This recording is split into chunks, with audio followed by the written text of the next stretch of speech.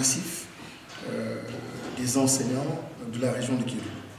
Et les chiffres, c'est environ, pour cette année par exemple, 230 et quelques départs contre seulement 6 qui arrivent, donc de nouveaux entrants. Et ça, c'est tout simplement pas possible. Donc le gap, il est important. Il faut comprendre pourquoi il y a ce gap, pourquoi les enseignants ne peuvent pas ou ne veulent pas rester dans la région. Les explications aussi ont été données.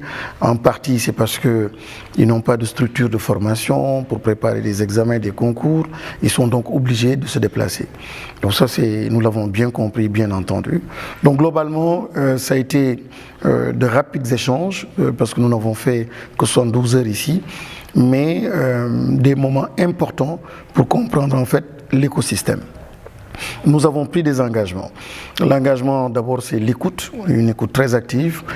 Nous en avons besoin. Ils en ont besoin aussi. Et c'est la seule façon d'ailleurs que nous avons pour co-construire et transformer, comme nous le voulons, le système éducatif. Quand on m'a nommé à la tête de ce département ministériel, les échos que j'entends, le mot qui revient le plus souvent, c'est réforme, réforme, réforme. Les réformes sont attendues à tout point de vue, à tous les niveaux. Au niveau des programmes, au niveau des infrastructures, au niveau des enseignants, le traitement des enseignants, au niveau de l'environnement de façon générale, au niveau aussi de l'inclusion de nouveaux acteurs, les DARA et autres. Ça a été aussi une occasion, par exemple hier à Salémata, de rencontrer cette frange-là d'acteurs du secteur extrêmement sensible et important.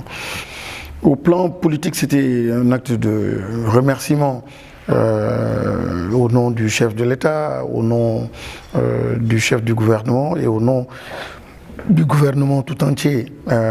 Les Sénégalais ont permis un changement de régime.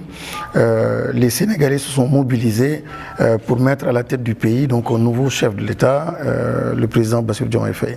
Mais ce qui est important, c'est de donner du crédit à quelqu'un qui dit je suis convaincu que nous devons travailler ensemble.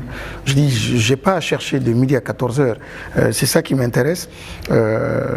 Bonne foi. Je pense que la personne est de bonne foi et c'est le plus important. Encore une fois, ma posture personnelle et ma vie a toujours été faite comme cela, c'est-à-dire mettre en avant cette commune volonté de vivre ensemble, mettre en avant des liens forts qui reposent sur l'humain, sur le respect. Ceux qui me connaissent savent que ça fait partie de mon ADN et je n'entends pas changer cela.